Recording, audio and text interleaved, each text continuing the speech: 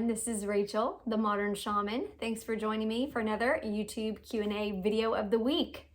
As always, if you're new to this channel, I'm glad that you're here, and I first want to kind of guide you and direct you to my website. That's themodernshaman.net, mostly just because there's a lot of resources there that if you're resonating with this material that I have on my YouTube channel, that's where you would connect with me one-on-one for sessions.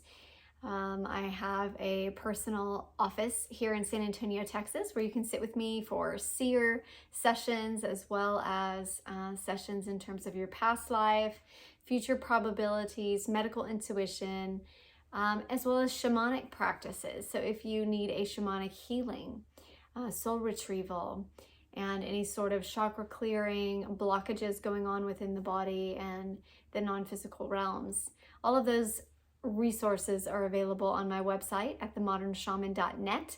All right, so let's get into the question for today. This says, "Hi Rachel, I have been a longtime follower of yours for over 10 years. That is awesome. I actually had a client last week that said something similar. She had been following me for 10 years and never reached out for a session, and then suddenly was like, I'm gonna do this. And I was like, that is a lot of pent-up energy built up through 10 years of watching and following. I love it.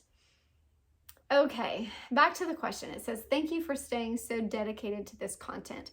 I wanted to ask you about healthy eating practices of a shaman. I am an Ayurvedic medicine teacher, and I would love to know if there are shamanic practices when it comes to the health and the balance of the body. That's cool.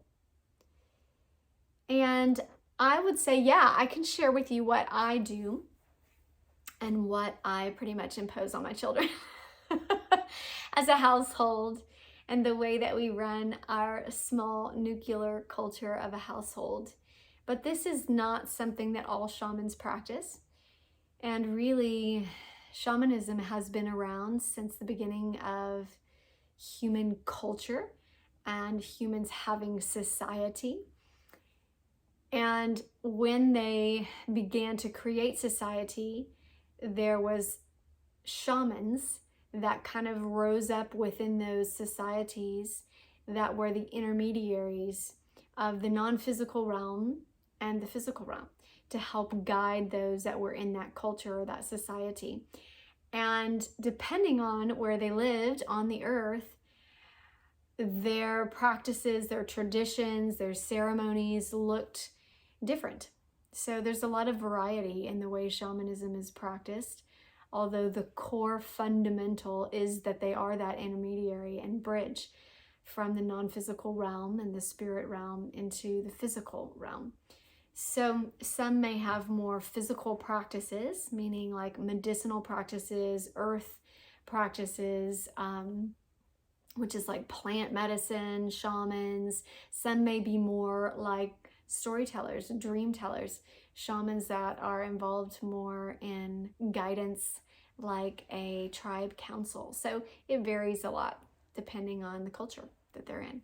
But I will share with you my wisdom. If you find it of some benefit to you or resonate with any of the information shared, then so be it.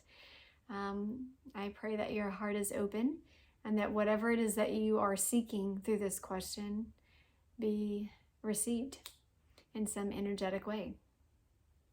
Okay, so our practice basically just comes from a awareness that I want my physical body to be in alignment with the minerals and the plants, the minerals, the vitamins, all that's available on this earth as it was created in the womb and is born of the flesh of the Mother Earth. And so to stay in harmony with it, I feel like that creates a sustenance of health for me. And pretty much our household doesn't get sick that often. And there's always exceptions, but for the most part, I find that these things keep us pretty healthy. So the first thing that we do is we always start with water. Water is the element of birth and rebirth. And I have found that when I keep a flowing course of water through my form and my body, that it creates flow in all areas of my life. And this is what I encourage in my children as well. So we start every meal with 8 ounces of water, a full glass of water basically. And we drink that before we move into food.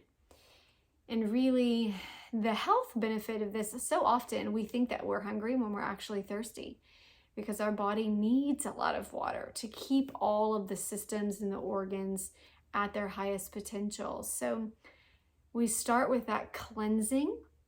And if you do that, you will literally find that it helps elimination, it helps the functioning of a lot of what feels like we are blocked. And I'm using quotes here because this will come up and show itself physically, but it will also show itself metaphysically through our chakras, through our energetic body, through our mental form, our emotional body.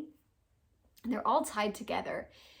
They're not segmented. Nothing in this world is separate, right? We're all connected, and all aspects of our life are connected. So when we do this and start with the purification of our form before we take anything in and ingest it, you'll find that all areas of your life begin to feel like they have more flow to them. It's subtle, but I've noticed it. So that's what we start with. And we also try to end with that. So I try to end with a drink of water or tea sometimes to kind of end the meal there. So I'll just talk about a meal, and this is kind of how our practice goes, but it's not all meals. This is pretty much just the weekdays, at least in our household. On the weekends, there's a little bit more openness to our patterns of eating, but it creates a foundation during the weekday that the body gets what it needs as the set foundation of its form. And this structure is imperative to your body feeling like it knows how to regenerate, how to heal, how to sustain itself, because it has a foundational structure to build upon, to depend upon. When you have no eating structure to the habits of the way that you eat, your body feels the chaotic inconsistency of that. So I would encourage you to have times that you regularly eat, a regular time and a regular system. For us, I'll share the times later, but I'll first just talk about kind of our household meals. And dinner is typically at around 5:30. We eat pretty early, 5:30. We eat all together in our household, and it is our one shared meal that we all get home for to eat. It creates a sense of family and community, and again, this sense of regularity to the foundation of our health. Our body thrives on having a regular practice. If you do this, you'll notice that your body will eliminate regularly, like you know when you're gonna poop, you know when you're gonna, it begins to give you a sense of knowing itself and being able to depend on it. It doesn't feel like it's out of sorts. In fact, it is a highly functioning system, and it functions well. It does what it's supposed to do when it's supposed to do it, when you also help create that for it and sustain it. So that being said, we eat dinner around 5:30. We start with a big glass of water before we eat. And then our appetizer is always a salad. So no matter what we have as like our main meal, we start with the greens and all of our vitamins. This is usually the mineral course where we get a lot of the minerals.